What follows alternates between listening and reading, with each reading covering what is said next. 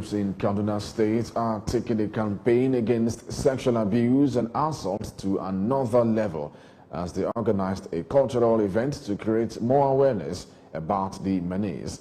According to them, it is important to use all platforms available to talk about the danger of sexual abuse.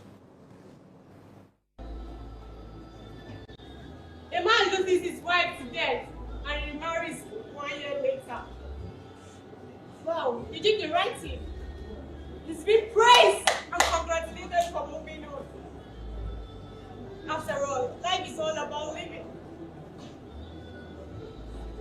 A woman loses her husband to death and remarries 4 years later. Ha! So early. Are you sure she wasn't sleeping with that man when her husband was alive? That's why she killed her husband. She's a witch because she's a woman. I played a role of a young girl who was forced into a marriage that she was not fit to it. And my advice to the parents is, I beg you, please, don't force your children into marriage because of money, or you just want to get rid of that child. It's not good. The part I acted shows that I wasn't truly in love with my wife. So when I actually wanted to make love to her, she disagreed. So I forced her into sexual activity without her own consent. So the message I have for men is that we should not actually force our wife into things that they don't agree, into things that they don't want to do. See, making love to your wife, it depends on when she wants to. When you have the urge of having sex with your wife, you must not truly force her or make her make love to you by force. So you just have to be patient. That's why you agreed on the day of your wedding. He said, two shall become one.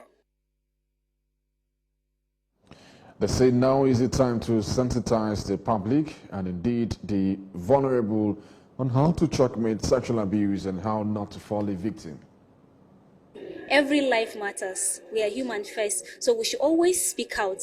Whether you are a man or a lady, you should share your experience, share your story. That's when you will get help. Don't bottle up. You can speak out. Even if there is anybody, if there is a cultural factor that you feel is amplifying gender-based violence or sexual harassment, you can speak out. That's where people will come to your aid. That's where help will come. And for us, sexual harassment is a concern because it keeps going up.